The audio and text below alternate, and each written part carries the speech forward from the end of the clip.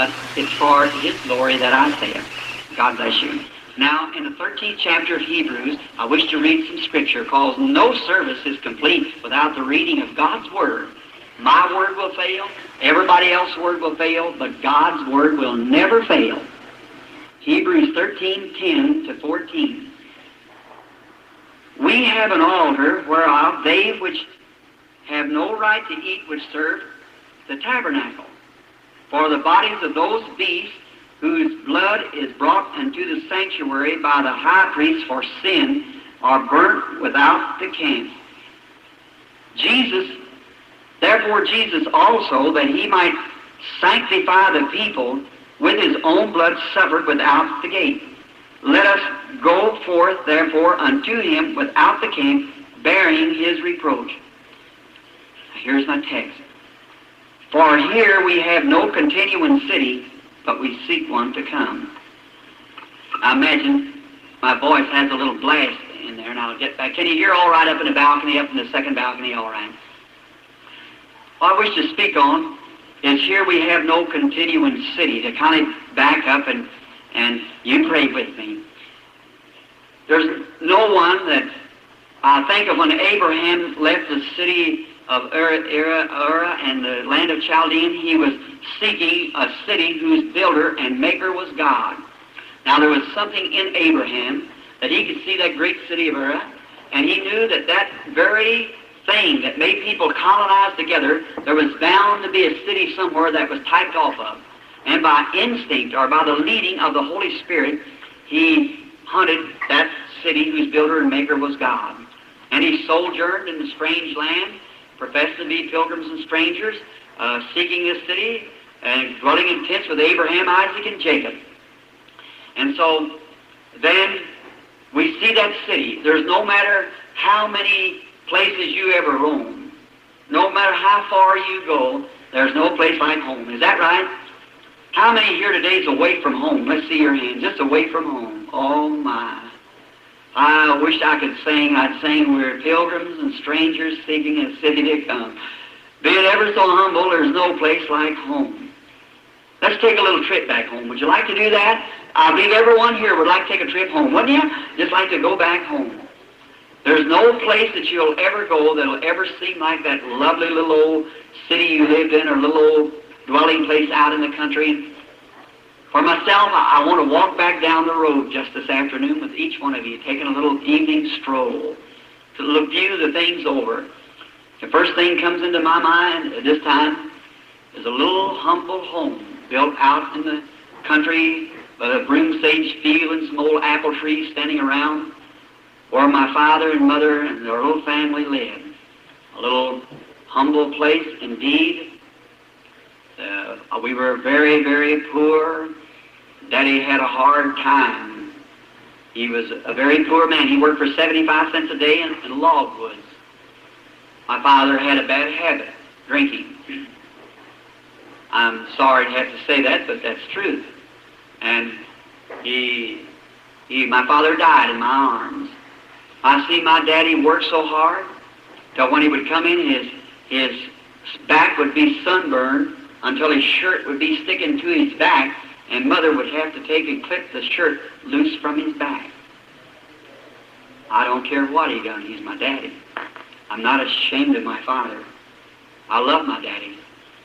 He's gone on today, but he's still daddy. And young people, remember, if you're fortunate enough today to have a daddy and a mother living, love them, honor them. The hour will come, and you'll think they're the greatest people in the world if you don't now. And don't never, little fellows, don't never give this slandering word, old man and old woman. That's not the old man and old woman. That's daddy and mother. And some of these days when they go out of the room, the casket of flowers, you hear them lower down to the ground, the pastor say ashes to ashes, and it won't be the old man then, or it won't be the old woman. It'll be mother, and you'll be wringing your hands and crying. That's right.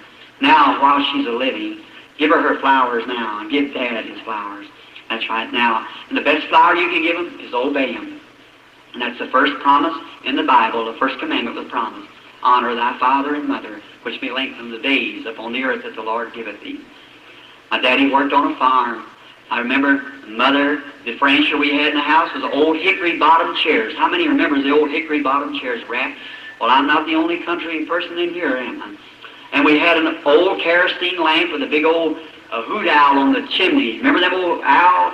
It used to be the one I had to clean it because my hand was so little. I could clean the chimney. And we had an old cook stove in the kitchen, and Pop would cut the wood, and we'd bring it in and lay it behind the stove, and us little kiddies would help him saw it up. And we had a table, and behind the table was a bench. Daddy took a piece off of a barn and made a bench that we little boys would go sit on there. We only had 3 chairs, and so we would get on. And I remember the cabin, the front part of it, it had a floor. It had a room in front and a little half room in the back. And we had one of those little old, we call them monkey stoves or laundry stoves, set up on a stump. And Mother cooked from there, and she'd holler, "Dinner's ready." And there's about 5 of we little Branhams. We'd run in there and wash our face and slick that hair down and jump up behind the table in one great big old pot dinner cooked in an old 3-legged kettle. How many remember them? Say, I just love to have a dinner out of one right now. And she'd take and get beef and make mulligan stew. How many know what mulligan stew is? I'm not the only Irishman here then, am I? So they would put the mulligan stew in there, and we had, my plate was a tin plate. Frankly, it was a big bucket lid that turned over, so I'd get a good measure every time the cup went out and dipped out the mulligan stew, and we'd bake cornbread in a pan. How many remember the old cornbread baked in a pan? Cut it in the middle, put it on, and I sat next to Daddy because every person broke his own bread. And so when he'd come by, I'd break the corner off because it had more crust on it. And so I sure like that yet. Yes, sir, I sure do. I've eaten many good places. And some of the best places, I guess, in the nation, and minister friends of mine have taken me to dinner, which I'm very, very thankful. But friends, I'd give everything I ever had or ever will have if I could sit behind that old table one more time and look at my daddy sitting there and eat some mulligan stew with him. I'll never do it no more. That's right, it's done forever. Enjoy your childhood, young people. Love God. See all my brothers sit around there, the little healthy-looking things, some of them's in eternity. I can never do that no more, for here we have no continuing city, but we seek him one to come. I used to see my daddy when he would come in. He's a little fellow about my size, but strong built. And he would wind up his sleeves like that, and we had out the old apple tree. He had a wash pan sitting out there with an old piece of glass, was drove up in the tree, and a towel made out of a meal sack, and we'd go out there and wash at this old bench, and then we'd clean up on the outside of the little bench around the tree. I'd see Daddy when he'd be combing his black wavy hair, and the muscles would just wad under his arm. I thought, ooh, my daddy will live to be 1,000 years old, I think. I admired my daddy, and I think how strong he is. I said, he'll live and live and live and live because he's so strong. He died at 52. For here we have no continuing city. Now I thought, oh, that house, how big. Beneath it was logs, and a big kind of slab board on the outside. I thought, oh, how that house will stand for hundreds of years. Today, there's a housing project there. Here we have no continuing city, but we're seeking one to come. That's right. I passed by just before coming here. I just felt a great swelling in my heart. Oh, God, how can just 20 years make such a difference in a place? But here we have no continuing city. We're seeking one to come. And I thought of Daddy and all. So I remember every Saturday night we'd go to town and pay the grocery bill. And every time we'd pay the grocery bill, Mr. Grower would give us, the groceryman, give us a little sack of candy. I think our grocery bill run to the extent of $3 a week. And my Dad only made about $4.50, so Mom would get some goods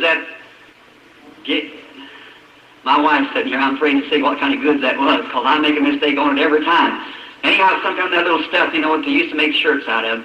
And I remember one time at my church, I said, one of the worst I ever was gotten at my church, I was going to have a humble night on Wednesday night, and I said, and my choir was all sitting behind me, I said, and that's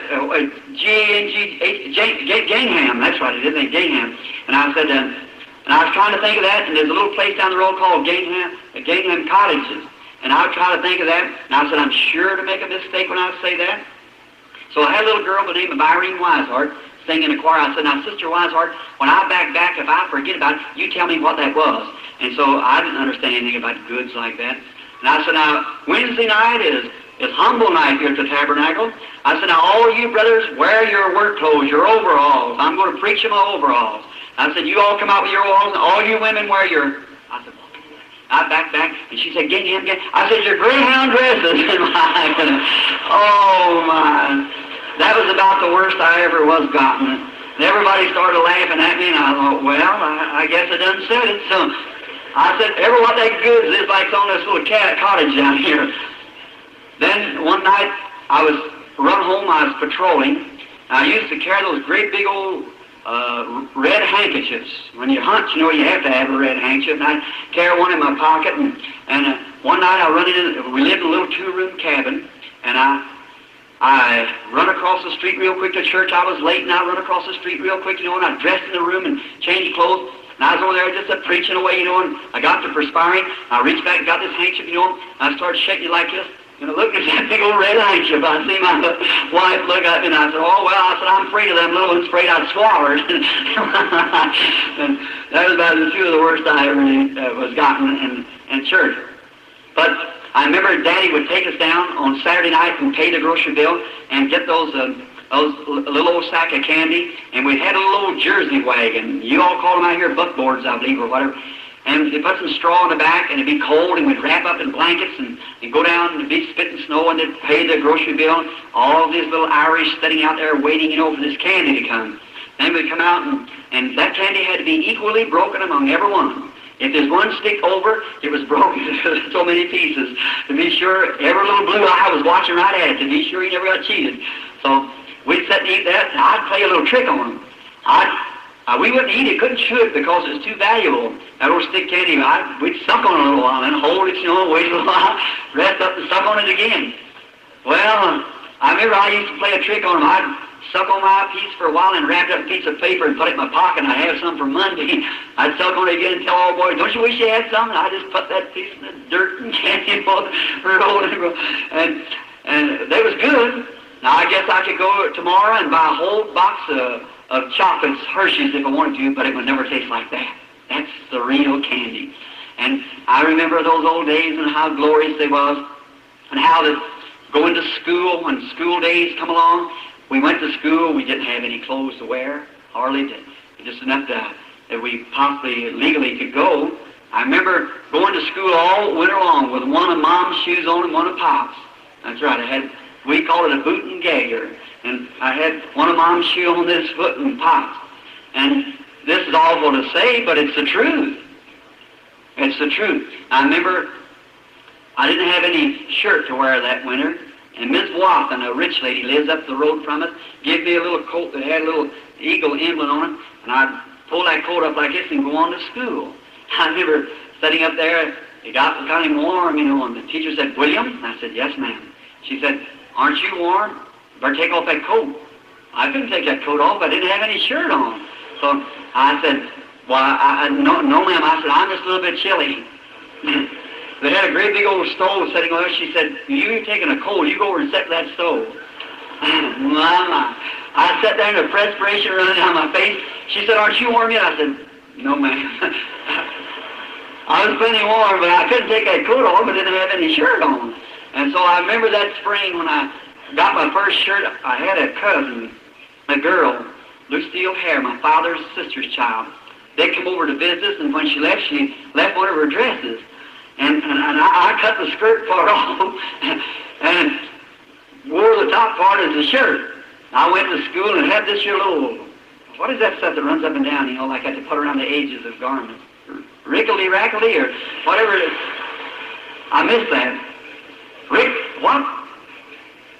Rip-rap. And so we all over it, everywhere, rip-rap all over it. So that, down the hill we'd go, ribbity, ribbity, ribbity, ribbity. Well, we wasn't sliding like the rest of the boys, but we were sliding anyhow. We were getting there anyhow in this old dishpan. Well, that was all right. Some of the boys had slaves, you see. So, after a while, the bottom come out of it. So we had no more slave. We went out to the river, and I got me a big old log, put a wire on it, and pulled it up top of the hill. And we'd get on this log and ride. right down the hill. I never will forget an event taking place there. There's a boy named Lloyd Ford. Brother Grimm, everywhere you're at, my associate pastor's here somewhere. Lloyd Ford, he got him a job. That was the time of the World's War. So he got him a job selling Pathfinders or something like that, magazine. And he got to wear one of them Boy Scout suits. And everything was a war, and then, you know, an army, and oh, how I wanted to dress like a soldier. I'd see those soldiers come up from the quartermaster and go up the road just at attention, walking. And at the school, we had an old sassafras pole there and raised the flag, and those soldiers come by with us, salute the flag. I thought, how, oh, my heart just beat. When I get big enough, I'm going to join the army. I get plenty of clothes to wear now, if I can join the army. But when I got big enough, I was too scrawny yet to get in the army, and they wouldn't even take me. But somebody accepted me. That's right. I'm in the army today. You might not be able to see my uniform, but I know it's on anyhow. It's on the inside. I'm in the army of the Lord. And so in the war, I tried to volunteer and everything, but they didn't receive me. So they never even called me. They put me in a minister's class and just never even called me. I guess my education was too poor to be in class as a chaplain.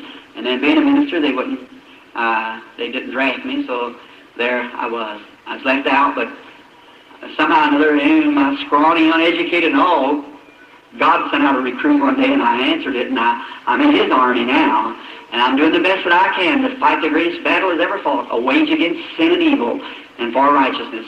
And I remember I asked Lloyd, I said, Lloyd, will you give me that suit when you wear it out? He said, yes, I'll give it to you. And that was the longest lasting suit I ever seen. He wore that suit, looked like, I've seen him one time, he come up missing it, and I said, Lloyd, what about that suit? He said, I'll see if I can find that, Billy. Looked all around and said, no, sir. You know, Mother packed Dad's clothes with it, and the dogs used it for a pallet, and they drug it away, and said, the only thing I got left is one legging. I said, bring me that. So his little old staved legging about like that, laced up on the side. So I took that legging, you know, and I wore it around home, put it on, and my, look how good that looked, you know, one legging. Thought, my, that felt good. I wanted to wear it to school, but I didn't know just how I was going to get to wear that legging to school. So I put it inside of my coat, and I was riding on that log one day, and I went down the hill, and oh, I got up, and I said, my, hurt my leg. I said, my stockings, you know, in great big holes in them, and I said, I just hurt my leg so bad. I said, that just reminds me, I've got one of my Boy Scout leggings here in my coat. I put that legging on. I walked into school, you know, kind of limping like, but getting everybody look at that one leg. And so I had to go up to work the problems on the blackboard, and so that they wouldn't notice I just had on one legging, I stood sideways and put this legging on that side and stood like this and worked the problems like this. Look, I see everybody was looking at me. That one legging on. Everybody got laughing at me. I got to crying, so she made me come down. But, oh my, something that I got a pair of leggings today that I'm not ashamed of. That's right, the gospel of Jesus Christ. And then many great things happened in childhood back there that wouldn't have time to approach. One thing, not long ago, I was having a revival in Texas. I come home and wife, I, and the babies, we went up the road, and I just, so tired, I just felt like I'd drop. I just couldn't stand it. And on the road home, I was driving, and I'd go to sleep, and I'd drive about a couple of miles, and I'd stop. I'd try to sleep, and I'd wake up, and I'd drive a little farther, and I'd get sleepy, and just almost go off the road, and I'd stop. I thought, this is awful dangerous, but I must get home. And I would lay down in my car and try to sleep. I woke up after a while, and you know what had happened? Driving, I'd run off the road and was way out in a cow pasture holding my hand out and saying, sister, believe it. That's all you have to do. You get anything, you believe it. Way out there in the pasture. Or run off the road and out to a field there and asleep. And the wife and I, there's a great crowd of people waiting there, so we got in the car and went up the road. I passed by the old schoolhouse. It's gone too, where we have no continuing city. And right across from there used to be Mr. Watson's chauffeur. Named Combs, they lived there. There's a pump that I wanted to drink out of. And I thought, just like David one time wanted to drink out of that well. And I went out there and began to pump the water, and the wife and baby them was picking violets. I was leaning across the old fence, looked at the old hill there where the school used to be, and the old trees, the sugar maples where we used to tap them and suck the sap on them in the spring of the year, knowing when it was coming up. And I thought, I could just imagine seeing all those little boys standing lined up there with their hands on one another's shoulders, tramping like this, and the flag up, and we were going in, the teacher with a great big long willow, make this line up just right, and I look up on the hill and see the old home where it used to be, and a housing project up there. Down here the old school was gone. My heart began to swell. I thought, here we have no continuing city, but we're seeking one to come. I remember the boys I said, let me think. Ralph Fields, where's he at? He's gone. Where's Howard Higdon? He's dead. Where's my brother? Gone. Here we have no... Where's Dad? Gone. Where's Charles? Gone. Where's Edward? Gone. I thought, oh God, and soon somebody looked at this ground and said, where's Bill? Gone. Here we have no continuing city. I began to think of it. My heart began to pound. I remember a little dirty trick that I done my brother there. Don't do anything wrong that you'll ever regret. I remember one day that Mama gave us some popcorn to take to school with us. We couldn't eat with the rest of the kids. We'd always run over the hill there and eat because the rest of the children could afford sandwiches.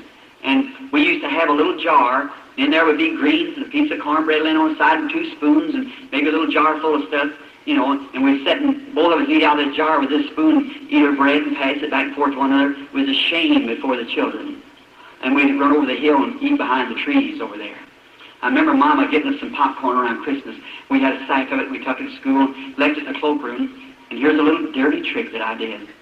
I held up my hand, the teacher said, what do you want, William? I said, may I be excused? I said, yes, ma'am, yes, sir. And I went out the building, and went out through the cloakroom. I put my hand down that sack and got a great big handful of that popcorn. Went out and stood behind the school and eat this popcorn to be sure that I got my share of it. And I was eating that popcorn. I never will forget. When dinner time come, we went out and got our bucket and got our popcorn. My brother looked in that sack, about half of it gone. He said, say, something happened there, didn't it? I said, sure did. And I know what had happened. I didn't eat his popcorn. So, but he shared the rest of it. And standing there leaning over that fence, I thought of all those things. He's the one that's gone on. He died in the hospital calling for me when I was in Arizona many, many years ago. Friend, if I'd have had $100 million laying before me, I'd have given everything that I had if I could have tucked him that handful of popcorn back again. Couldn't do it. He's gone on. I thought how hard he had to live. He died when he was just a boy. And how that we tried to share clothes with one another just before he died. The funny thing over his heart said, I'll never live to see Bill again. But said, tell him he's my favorite brother. And when I'm there, I was thinking about that then. I started crying. Wife said, I want you to come home to rest. And she seen what was going on, so she got me away and we went on up the road. Life went on. As a child, as boyhood, I'd hurry. When I was a young man, I seen the way women lived. I never did like girls. Never did like women. Because I got enough to see the way they was lived. If anything, I respected a woman as being true. I don't care if she's any colored white or whatever she is. If she's a real lady, she deserves the highest of respects. God knows that. And I purposed in my heart when I was a little boy that I'd never have nothing to do with women. And I'd be a hunter all my life, and that's what I did. And I'd live in the woods, hunt all night, and that's where I learned God was by nature. I remember when, of course, when I got to be about 17 or 18 then, as all boys, some boy friend of mine, his daddy had a car, James Poole, and he had a little girl he wanted me to meet, and you know how I seen that little girl, and I thought she was the prettiest little thing I ever seen. You know, teeth like pearls, eyes like a dove, neck like a swan. Oh my, this is the prettiest thing you ever seen. So, said, she wants to meet you, Bill, and I said, oh. I said, I don't know how to talk to a woman. I said, I can't do that. And he said, oh, come on. So I talked to her a few times, and after a while, he said, I'll get Dad's old car, and said, we'll take our girlfriends a ride. I thought, well, that wouldn't be bad. So we went out. We stopped down there to get some sandwiches, and I went in and got some Cokes and some sandwiches, and come back out, and we ate the sandwiches, and I took the Cokes back, the Coke bottles back. When I went back, I come out. To my surprise, my little girlfriend was smoking a cigarette. Well, I always had my opinion of a cigarette-smoking woman, and I haven't changed it yet. It's the most lowest, immoralist, degrading thing that a woman can do. I'm not here to preach the gospel in that manner. Your preacher will do that. But women, if you do smoke, for mercy's sake, get away from it. How cheap it looks in a woman that'll smoke a cigarette. My, it's the cheapest thing. I'd rather see her drunk anytime. And listen, you talk about a sabotage. Don't you worry about Russia coming in and getting us.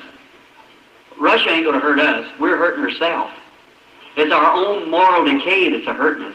We're corrupting ourselves. Statistics shows, but doctors, I believe, that 80% of the women that have children that smoke cigarettes, if they raise their baby like they should to the breast, in 18 months it dies. It kills the baby, the nicotine poison in the milk of the mother. Why, sabotage, his colonists.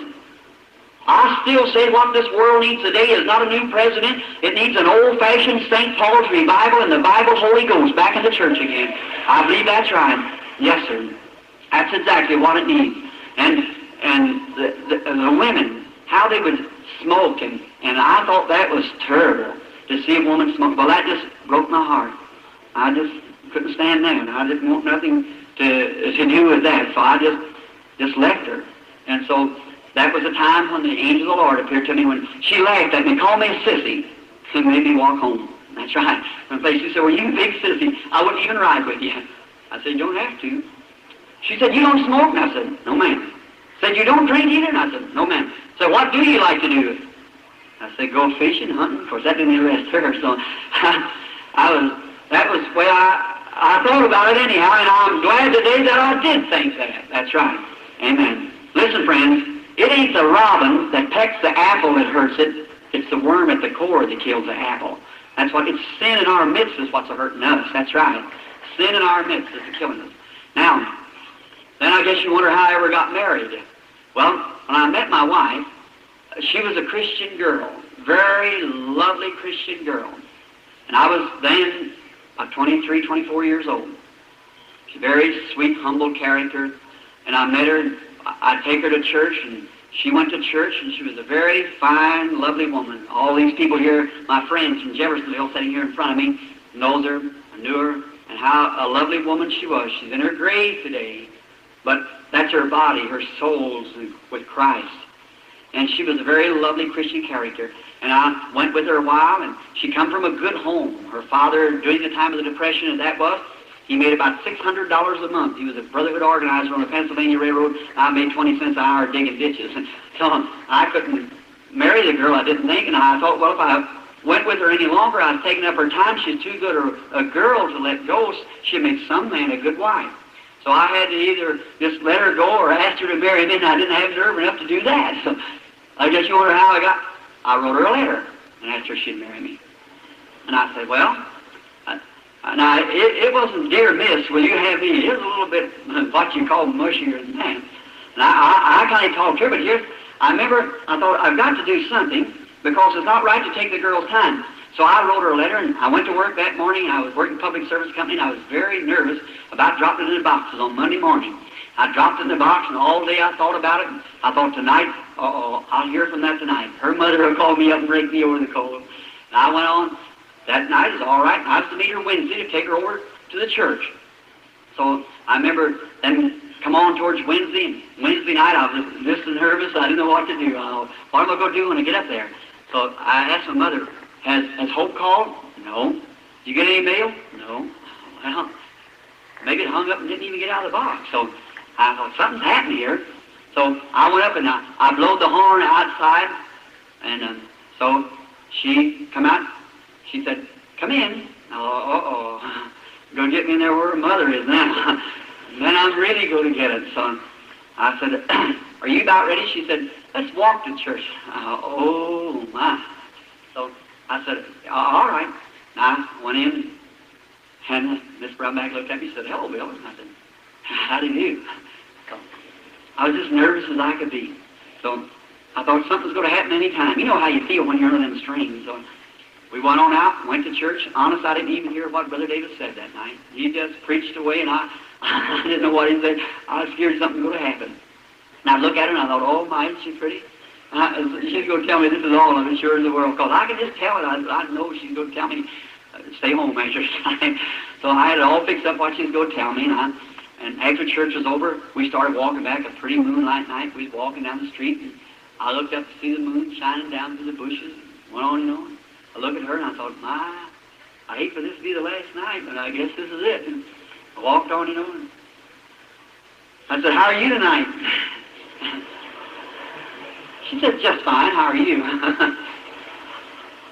thought, hurry up, lady, tell me something before I faint. Don't get too close to home.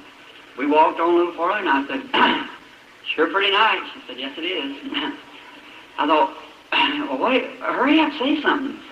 You know, women can just keep you like that anyhow, you know, under that suspense. And I walked on, I thought, well, getting pretty close to home. I said,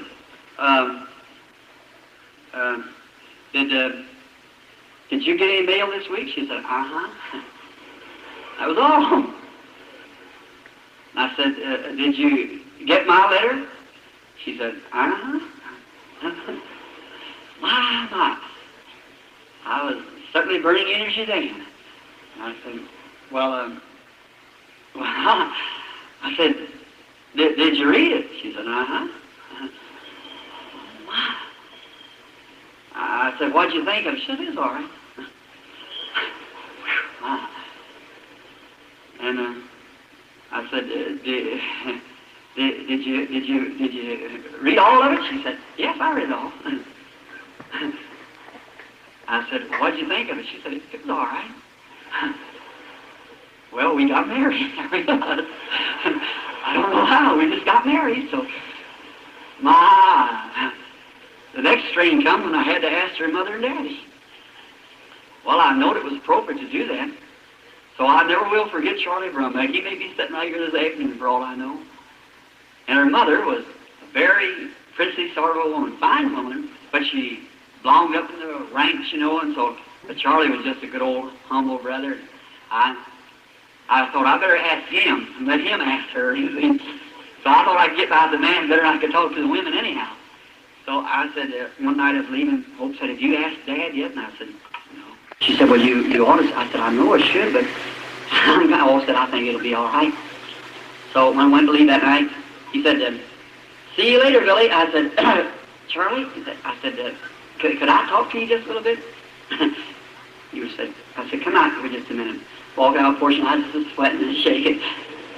He said, I said, Charlie, I want to ask you something. He said, oh, you can have her, Bill. Go on and speak to her. Oh, I love him to this day. I said, Charlie, I can't make her a living like you do. I can't give her clothes like you can buy her. But I promise you this, I love her with all my heart. I'll work till my hands bleed to make her a living, and I'll be as true to her as I know how to be. He was a German. He put his big hand over on me and said, Bill, I'd rather you would have her and be good to her than somebody that had a lot of money would treat her mean. I said, thank you, Charlie. We got married. We didn't have nothing to start housekeeping on. The only thing we had, I tell you what we had, a little old place where I rented. My rent cost me $4 a month. And I went into a little old place there, and somebody gave us an old-fashioned folding bed. You remember that old folding bed? Straw mattress, straw cake on it. And we had a little old table. We bought from Sears and Roebuck and chairs. We had to paint it ourselves. And so I painted it, and we had 2 linoleum rugs, got from John Jobbers. That was just a second-hand place down in Jeffersonville. I said that John Jobbers so they could catch the benefit of it. And so we got, I think they cost $1.25 a piece. And I went over to Mr. Weber's, he's a junk dealer, and bought a cooking stove. And I give him $1 and something for it, and I had to pay $1.75 for grates to put in. I got an ice box from the Public Service Company for 50 cents when they took it on swap. We went to housekeeping. But friends, it was just this paradise on earth. We had each other. I'd become converted in that time, become a minister, and was preaching, and I loved the Lord with all my heart, and we loved one another, and that's all we cared for.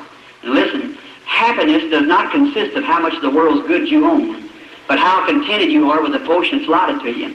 That's right. Remember that. That's all we had. We were happy and lovely. I had a little church there they built for me. The little tabernacle stands today yet as memorial. And we all, great crowds of people come from far and near around the country to hear the simple gospel. And we were just doing wonderful. And I remember a lovely little boy was born into our home. I called him Billy Paul. I wanted him to be with me in the next meeting that Carl's dad as soon as we leave Arkansas here. And so he's 14 years old now. And a little later on, 11 months come along, another lovely little sweet thing by the name of Sharon Rose. Just before Billy was born, we had saved enough money to I was wanting to take a little time off. And I went up to Waljack, Michigan to a meeting. And with an old man that had white beard and white hair by the name of John Ryan. And so I went up there, and on the road back, coming back, I seen signs, great crowds of people everywhere. When I passed through Mishawaka, I thought, what are those people? And I went over there, and there's some of them in T-model Fords and some in Cadillacs, and they told me that I couldn't get no place to stay, and they said, there's a conference going on here. The Pentecostal people are having a conference. The PA of JC, I believe it was PA of JC, denomination of Pentecost, call it. Well, I've seen all kinds of people. I thought, well, that's a religious meeting. I believe I'll go in. Well, I never heard so much noise in all my life. So all church manners, they didn't have it. They were screaming, shouting, and carrying on. I thought, what in the world? I looked around there, and it's at a tabernacle. Some of you might know the man's name. His name's Rao, Reverend Rao. Anybody here happen to know Reverend Rao? And yes, someone here knows it. Reverend Rao. It was in his church. Well, they were just clapping their hands and carrying on and dancing. And I said, my, isn't that horrible? People dancing in the church? I said, well, that's a shame. And I was sitting in the seat of the scornful, sure enough. So I thought, something old kind of got a hold of me a little bit. And I thought, well, now, I counted my money. I had $2.15 left. And I went out and thought, well, now, I can't stay in a tourist court because I ain't got the money. But I'm going to stay over, just got enough money to buy my gasoline to get home. So I went out that night and slept in a cornfield. And I didn't have very good clothes. And the next morning, I went to the service, and that day, all my ministers preaching.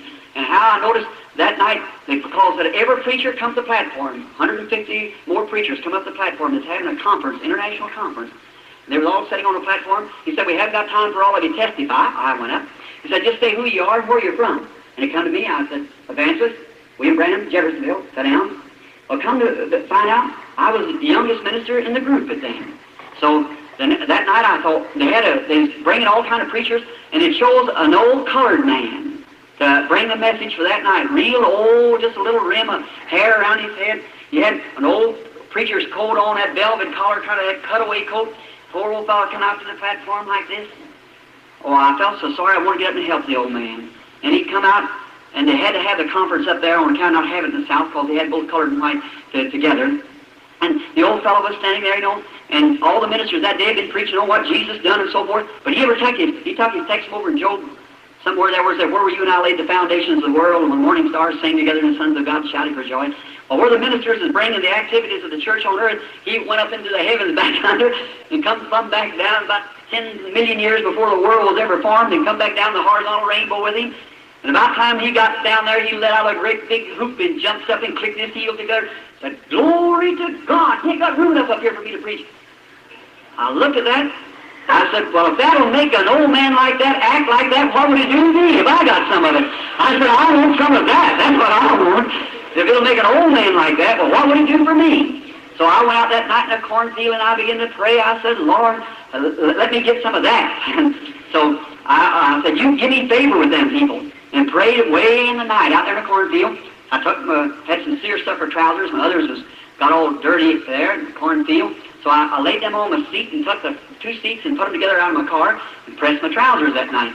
And I had my little seersucker shirt. Nobody knew me, so I just laid it down there. Seersucker shirt and a little T-shirt and seersucker trousers rather. I laid them down there. Next morning I got up, shined them all up, meeting get at 10 o'clock. We had breakfast after breakfast, and I wouldn't eat with them because I didn't have no money to put in. I just didn't eat with them. But they made me welcome. Everything, I didn't know no one there. But a little fellow, I forget what his name was, he played a violin, a little curly-headed fellow. And so the next morning I walked in, sat down, and so after a while I looked over, and another man come in, sat down, colored man, sat down by me, big bunch of people sitting there. So I was sitting there, and they said, we're going to begin the services, and they was talking, making their, selling literature, whatever they had. And he said, there was a minister on the platform last night by the name of Branham from Jeffersonville. Said he was the youngest man on the platform. We want him to come up and bring the morning message. Mercy. Well, I never even seen a microphone. They had a microphone there. I thought, what? Well, I couldn't. Seersucker trousers and T-shirt. I just hunkered down real low like this. He announced again, said, anybody know where William Branham of Jeffersonville? Said, we want him to come up and bring the message. 1,500 people nearly sitting there. Not me before that. I just sat back there. No, sir. I was too countrified to get up there. So I just sat there real low. And so, and he announced it 2 or 3 times. Said, anybody on the outside, we're paging for William Branham. I thought, something told me, said, that's what you prayed for last night. If you want to get acquainted with them people, get up there. And Lord, I can't do that. Seersucker trousers and T-shirt. I said, no, So I was sitting there, and when he announced again, this colored man looked over me and said, do you know that man? Oh my. Talk about on the spot. I said, I know I had to lie or something, or tell him. I said, look, fella, look, I keep this to yourself. I said, I'm he, see? But he said, well, get up there, white man, get up there. I said, no. I said, I got on, look at these pants here. He said, them people don't care what you got on, they want to hear you. I said, look, I can't get up there. I said, I don't, you just keep still. And he said, if anybody knows where, he said, here he is, here he is. Here he is. I thought, oh my. I just feel my heart, boy, my knees real weak and my arms look like it's going to drop off. Well, this looked like something picked me up, and here I went walking up. This is conscious, seersucker trousers and T-shirt. I got up there and I said, folks, I don't know very much about before them preachers who could really preach. Oh my! I said, I just want to say that I love Jesus, and you know, started like that, and so he said, I started to walk off, and he said, speak a little for us, Brother Branham. I turned over and I said, I just don't know what to say, and I have to think of a text. And then he cried, the rich man, that when he lifted up his eyes in hell. And I took that text, and then he cried. And I got to speaking, and the first thing you know, something hit me. My, I was lost out of this world for a while. And everybody got to screaming out. Went outside when the service was over, and a great big fellow from Texas with cowboy boots on and a big cowboy hat said, I'm a preacher. I thought, well, brother, my seersucker trousers are not so bad after all. You know, cowboy boots and a big cowboy hat and be a preacher.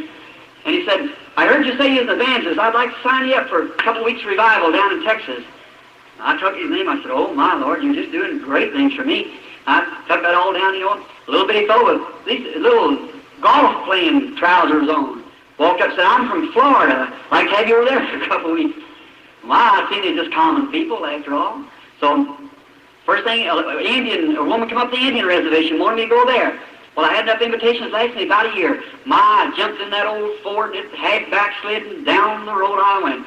I rushed in home, wife met me, you know, and I said, oh, honey, I got something to tell you. I met the cream of the crop.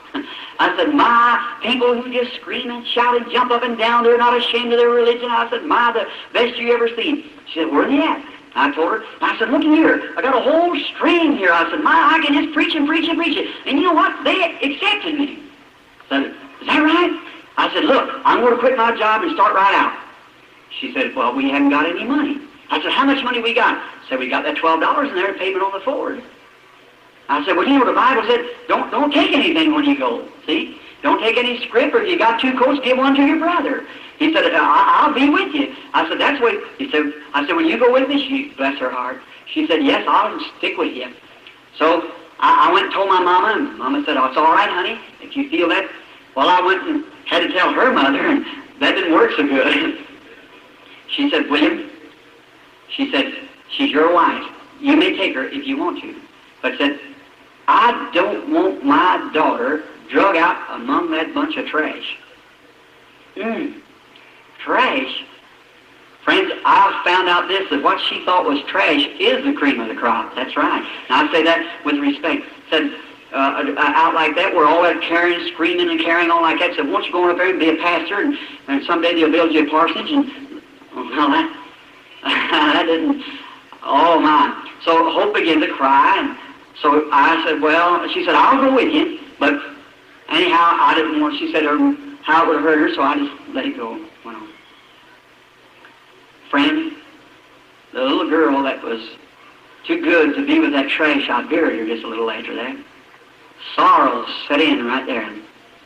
I'll hurry, just a few minutes. I got left, about 15 minutes. There's where sorrow struck me. Now you let what my mistakes be your gain. You prosper, but what I had to suffer for. Sometimes you see me standing on the platform laughing. You don't know what's beneath there. That's right. I tell you, there's been a price paid that nobody knows but God alone. Right away, my wife taken sick. First thing, I lost my daddy. I run over to the house to see him, picked him up in my arms like that. He looked up at me like that. He smiled. A doctor gave him a dose of medicine and killed him. One overdose of strychnine for his heart, and it killed him. Of course, there's nothing said about that. The undertaker covers up the doctor's mistakes anytime. Nothing that I've got against doctors, but I say there's nothing said about that. But some woman here not long ago trusted God out in California for her baby, and it died. And every newspaper and magazine packed it across the country. And at the same time, where one didn't have faith enough for deliverance, everybody criticized that, all the magazines and papers. And God heals thousands, and you have to pay them to put it in the paper or something like that. But look here, let me tell you something. The Bible said, "Come, let us reason together." Is that right? Listen, the same time that picture was being packed across the country, telling people that divine healing can't be trusted and everything like that, the doctor lost thousands times thousands of cases, and there was nothing said about that. Isn't that right? Listen, come read together. Salt's for the goose is for the gander too. Let me tell you, if one person being lost by divine healing with not enough faith to recover, and it's all branded as fanaticism, then if the doctor loses one case, branded fanaticism. Sauce for the goose is for the gander. Is that right? That's right. Friends, what medical science and ministers ought to get together and cooperate together and know we're all working for the good of the people and for the glory of God and work together. That's what we ought to do. But anyhow, my father, he was killed then with his doctor, giving him an overdose of medicine, and it killed him. And right away, my brother was riding on the side of a car, got his neck broke, died in my other brother's arms. My sister-in-law died. My wife took sick, and the 1937 flood came up, and there was sorrow. I never will forget it. Wife was laying just at the point of death. I went and I was praying for her, doing everything I knew, and every time I'd pray, it looked like, I went and told my church, I said, she's going to die. I said, no, I said, she's going to die as certain as anything. My babies, both of them were sick. The flood come up and everything, houses breaking over and rushing, and miles of water sweeping over the country, and they taken my wife out to the hospital, to the government hospital, a temporary hospital. And I was on patrol duty, and I was riding up and down the streets and trying to get the people out. And I never will forget one horrible night. Oh, God, when I think of it, there, in that critical hour, I had a truck there, a little patrol truck, and I was taking a boat, and I was coming up the road. Somebody said over on Chestnut Street, the dike's about ready to break through, and said there's a woman screaming for mercy where nobody can get to her. Well, I was raised on the river and thought that could do pretty good with the boat. And so I got the boat and set it in the water and started off. And I looked over there and I heard that mother. It was about 11 o'clock at night just screaming, "Mercy, help me, help me," standing out on her porch. And I got up there and tried to get the boat across and went way down, come out the other side, the water sweeping down through the street. I went way back again and tried, and finally I hit against the post. And the mother fainted. I picked her up, put her in a boat. 4 or 5 little children. I got them in and went back and finally got to the shore. And just as I got to the shore, somebody said, "My baby, my baby." Well, I thought the woman left a little baby in there. And back I went. And just as I got over there, I run through the house, come to find out, the baby, there's a little girl in there about 2 or 3 years old, and that's who she was talking about. And I didn't know it. And I was over there, and the dike broke through up there on Chestnut Street, poured down, and away went the building. And just as I jumped in my boat and had to run my hand in the water to jerk the rope, or my boat, then I got out into the stream and couldn't get it started. On down we floated, got out over on Market Street there. Big waves are dashing against the side. I thought any minute I would go to the bottom. I knew there in that boat, I knelt down. I said, "Oh God, I know I have disobeyed you." And I believe, friends, if I'd have went on back down there when those people called me in, the gift of healing would have been manifested right there. That was God's program. But I failed to walk in what He told me to do. I listened to what people told me instead of what God told me to do. Don't never do that. You follow what God tells you to do. And then Sorrows is on. And I prayed, I said, oh God, I know I've disobeyed you. If you'll just help me, I don't want to die. I don't want to drown out here in this river. Please, God, let this motor start. Will you please? And I'd pull that string and the ice freezing, and it'd chug a couple times, and that boat ripping and jumping and dashing like that. Done got out into the main current. I didn't know what was going to happen to me. And I'd try and it wouldn't start. And I prayed again. I said, God, my poor wife laying out there sick, my baby's sick, and hear me drowning in the river. Why, oh, God, what can I do? And I said, you just help me, Lord. And I pulled the string again, and away it went. Oh, my. I started right into the river, out of the river, got on into the, come out way down towards Clarksville. And I come around and got back up and got to my truck. And some of them said, did you know the government is washed out? When that dike broke, out to the hospital, I went as hard as I could. I met a Brother George D.R. there. He said, oh, Brother Bill, he put his arms around me. He said, looks like things are close. He said, Brother Bill, if I never meet you again, I'll meet you in the morning. That was the last time I seen him in life. That's right. He left a little afterwards. And I said, where's Hope? Said, I don't know. And I went over there and I met one of the officers of the government. I said, sir, what become of the hospital? Said, all washed through there. I said, did any of them get drowned? Said, no. They went out on a train to Charleston. And I run and got my car and started out the Highway 62 leading to a little city, Charleston. And when I got out there was about 5 miles of water. Done come down through Langston Sand Creek and cut it off. I went and got my boat, and I couldn't even pierce that water. I'd start through there and it'd whirl around like this. And I'd set at this angle and just give it all the gas that I could and hit them waves like that. It was so rough. I'd come around south of them woods and throw my boat back down this way, and I'd come out down behind the government. And there I was caught on a little island like, and I sat there for days up on that island, thinking, some of them said the trussels went out from under the bridge up there, and everybody that went out on that train was drowned. Wife, 2 children, and all. I thought, oh, God, how nervous I got. I walked the floors. I didn't know what to do. I thought, oh, what will I do? And they're gone. And after a while, as soon as I could get over, the water dropped enough that they could get me across, I got to Charleston. I was looking. I met an old friend of mine. He said, no, that train never washed off. Said, they went through, but I don't know where they're at. I went out and the dispatcher told me, said, a mother and 2 sick children, I put them off in Columbus, Indiana, but you can't get to them. Said, the water's cut off this side. I started walking back down the road, rubbing my hands, crying, saying, oh, God, take me. Don't let me suffer. Take me, Lord. Don't let me have to go through this agony. Walking down the road, and a man drove up to me in a car. He said, I know what you're looking for. I said, you're looking for your wife, aren't you? I said, yes. He said, don't you know me? He said, I go with Marrion over there. I said, yes, I remember you. He said, your wife is dying in the Baptist church at Columbus, Indiana.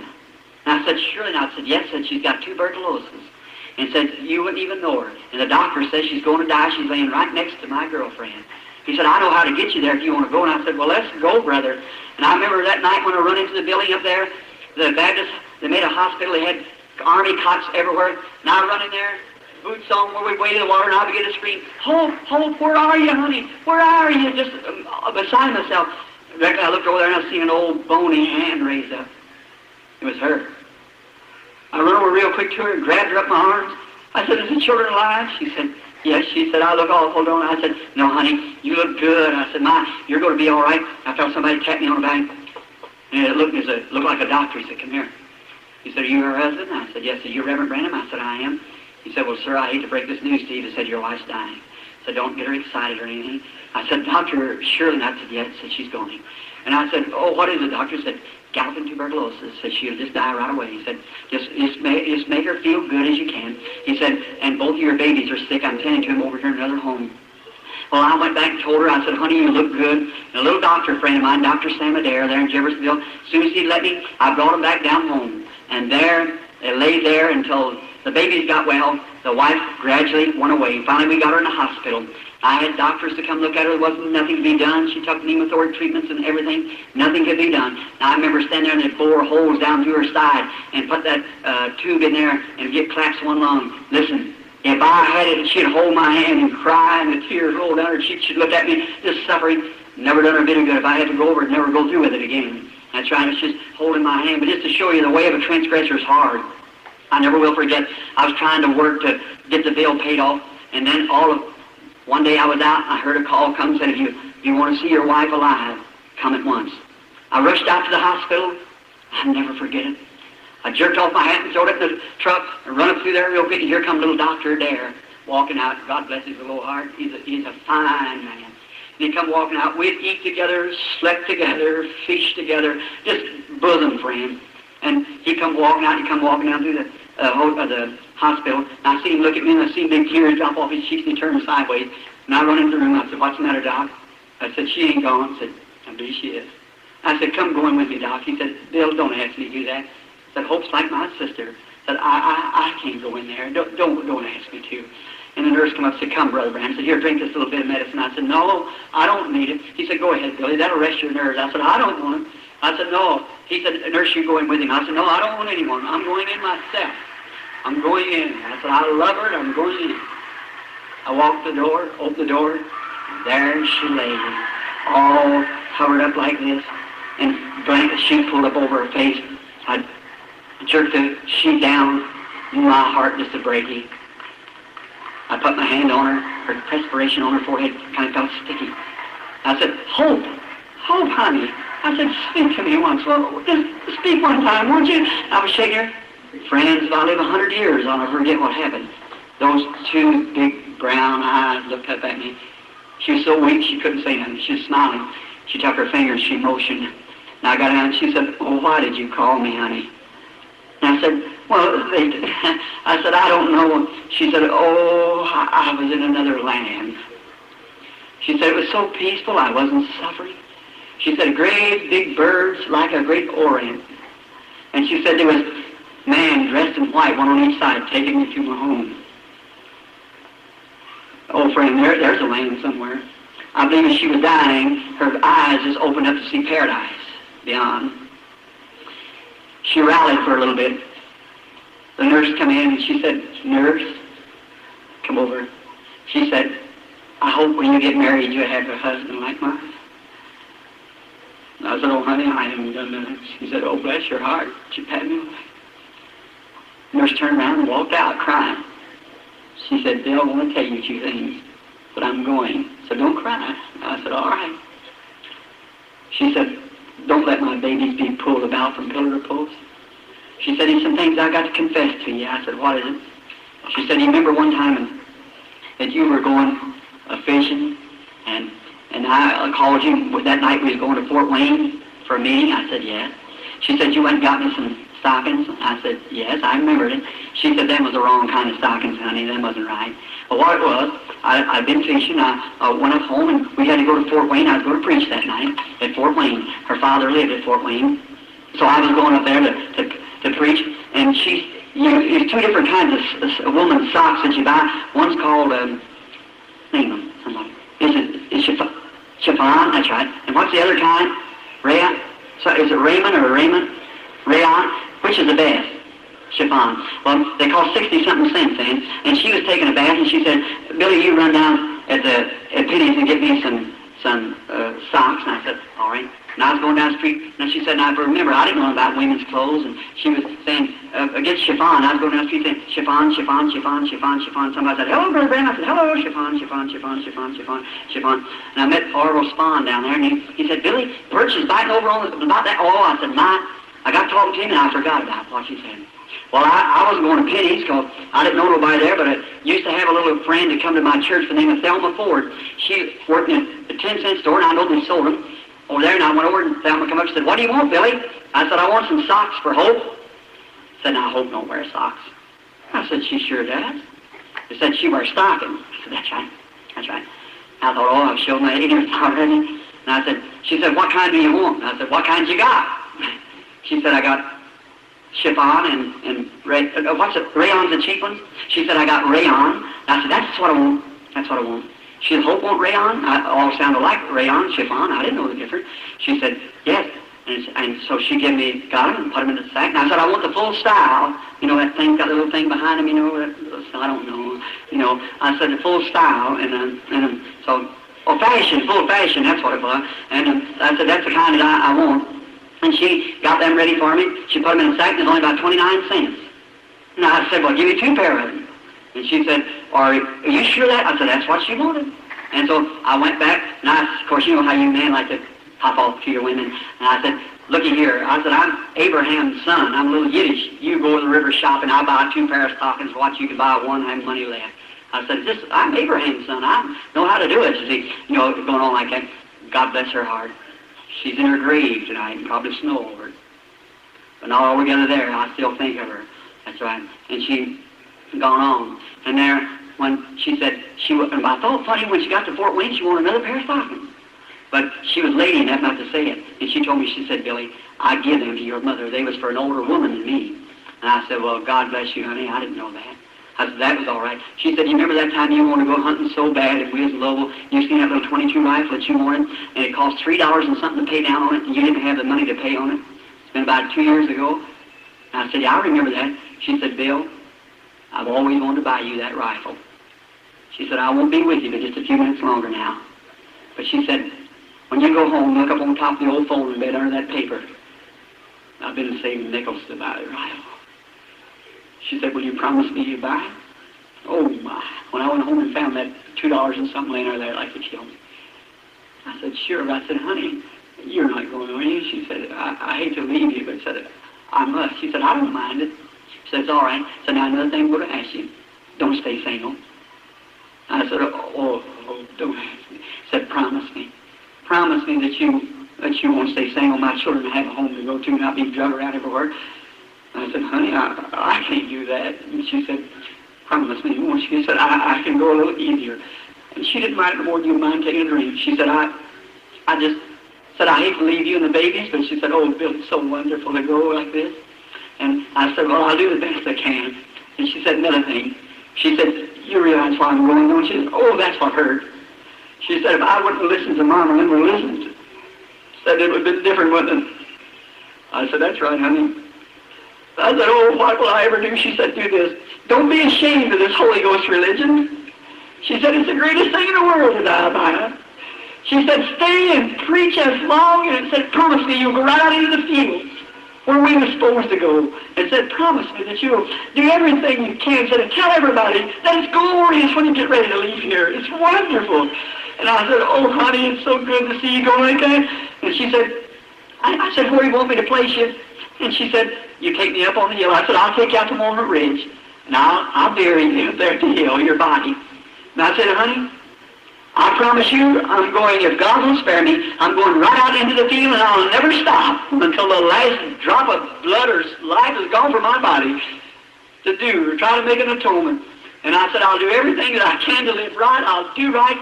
And I said, look. And she said, goodbye. And I said, are you going? I said, look, on that morning, I said, so we'll be able to get together now. I said, if on that morning I want you to go to the east side of the gate. And I said, I want you to stand there. And when it'll be terrible down here. I said, if I die before he comes, I'll be sleeping out there. I said, we'll get together. But if I'm somewhere on the field and be taken up, I said, you go there and wait for the children and stand there to the side of the gate. And then when you see Abraham, Isaac, and Jacob coming in, start screaming, Bill, Bill, just as loud as you can. I said, I'll answer you there. She raised up her feeble hands. I kissed her goodbye. That was my last date with her. I'm on my road. That's right. Someday, I shall go. When we took her down to the funeral parlor, I went home. I couldn't be satisfied nowhere. I went over to Mama's. I was crying. I went home. And they said, Mama said, stay over here. I said, no, I'm going home. We didn't have no friendship, but what it was ours. And so I went home to lay down. And just then, Brother Frank Roy come up, said, Billy, I hate to tell you something, son. I said, well, I was just right there. He said, that's not it. Your baby's dying, too. I said, can't be. He said, yes, it is. And away they took me out the hospital to see my little Sharon, my little girl. I couldn't call her. I wanted to call her a Bible name. I called my little boy Billy Paul, after me and after St. Paul. And then I wanted to call the baby a Bible name, and I couldn't call her the Rose of Sharon, so I just called her Sharon Rose. And I went out to the hospital, and the doctor met me, and he said, Billy, she's dying. Don't go in there. And I stood there at the legs. The nurse turned her back, and I run down there, and I went down to where she was at. I looked at her, and there's a little thing laying there I never will forget. She's just 8 months old.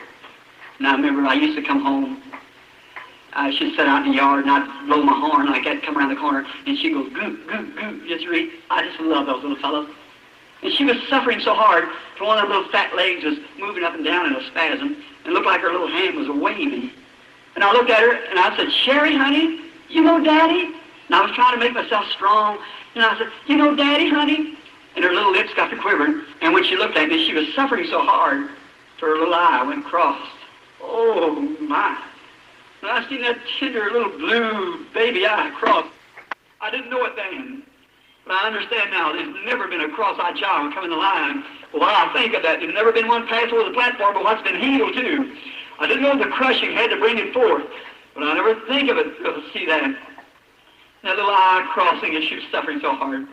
I knelt down and I said, oh, Jesus, please, God, I'm sorry for what I did. I said, don't take her from me. I love her, Lord, with all my heart. Please, God. It looked like a big black curtain come falling down. I knew she was gone. I raised up, put my hand over on her head. I said, God bless you, my darling little sweet angel. I'm going to put you in the arms of Mother. The angel is coming to pack you home in a few minutes. But someday, Daddy will see you. I raised up my head and I said, God, you gave and you've taken away. I don't know why you're slaying me. I said, yet you may slay me. I'm going to trust you that you did. I'm going to believe you. I said, somehow you're breaking my heart. I don't know how I'm going to hold up any longer, but I said, God, I commit her little soul to you. Take it, Lord Jesus. Put it on the altar with the mother, and someday let me come to see them. And as I did that, the angels of God sweetly come down and taken away her little breath and bore her away to be with her mother. I placed her on the mother, put him down beneath the ground. When I stood there, Brother Smith, the Methodist preacher, a friend of mine, he got some clods in his hand, walked over there, and I was standing there. He put his arm around me and said, Billy, brace up, honey boy. I said, oh, Brother Smith, my soul is good. I don't know what to do. And I heard him say, with them little clods dropping up on the little casket, said, ashes to ashes, dust to dust, earth to earth. Oh, God, what can I do? Sound like the wind blows down through the pine trees. It sounded like I heard a song saying, there's a land beyond the river that we call the sweet forever, and we only reach that shore by faith degrees. One by one we gain the portal there to dwell with the immortal. Someday they'll ring the golden bells for you and me. I turned from the grave, broken-hearted, went home, I couldn't rest. Days passed, I could give up my wife, but that baby, it was a choice in my heart. I didn't know what to do. Little sweet girl. And then I thought, oh, what will I do quickly now? One day, I was working for the public service. I climbed up a pole early one morning to take off a pole meter. I was standing there and I was singing, on the hill far away stood an old rugged cross. I happened to look at the sun come up, me hanging there on that pole working on these cross arms. Looked out on the side, and there looked like my figure wiggling on that, looked like a cross out there. I thought, oh, Christ of God, yes, it was my sins nailed you there. I'm sorry for what I done. Oh, I said, God, how could you ever put up with a person like me? You broke my heart, you ground me down, but what can I do? And I got real nervous. I had on a pair of rubber gloves, maybe you linemen know, test for 2300, running right by me around the primary. I thought, looky here, I can lay my hand on that primary, and in 1 minute's time I'll be with Sharon. I jerked my glove off. I said, God, I've lost my mind or something. I said, Sherry, honey, I can't stand it no longer. Daddy's coming to be home with you. I said, look, then, 2300 running there, break every bone in your body, electric. I said, our Father who art in heaven, hallowed be thy name. And the first thing you know, I was sitting down on the ground. I don't know. I believe that gift had been foreordained. That had been the end of your brother Branham right there. But God had something else to do. He had to grind that heart out and let him know, let me know that he's the one who rules and reigns. I went home. I couldn't stand it. Couldn't work. Went over to Mama's. Mama said, honey, come in. Let me make you quiet. I said, I'm going home. I went home. It was kind of cool weather. I took the mail out of the box and went around. I was trying to batch. We didn't have much in our house. I had an old cot sitting back there. But she'd lived there with me. We'd been together. That had been our home. And no matter how little it was, it belonged to her and I. It was us. The whole thing would have been $3 for the furniture. But it belonged to her and I. It was worth as much as any of the good homes there is in the world. Because it was ours. And I went back there in the kitchen. Cold frost coming up to the floor. And I never will forget. I opened up the mail. The first mail I opened up, it said on there, Miss Sharon Rose Branham. It was her little Christmas saving. The banker knew that she'd never draw it, so $1.80, he said it to me. Oh, I just couldn't stand it. I broke down and started crying. It was getting towards night. I knelt down on the floor, and I started crying and praying. And what an hour. I couldn't hardly stand it. I went to sleep. Laying there, I dreamed. I thought I was out west. And when I was out west, I was walking down through the prairie, and I was whistling that song. The wheel on the wagon is broken. Sign on the ranch for sale. I was whistling like that, and I seen an old prairie schooner, and the wheel broke down. And standing there by that schooner stood the most beautiful blonde-headed girl, her pretty blue eyes shining, dressed in white. I had on a hat, and I passed by. I said, "How do you do, miss?" And put my hat back like that. And she said, "Hello, Dad." And I looked around, and I said, "Dad?" She said, "Sure."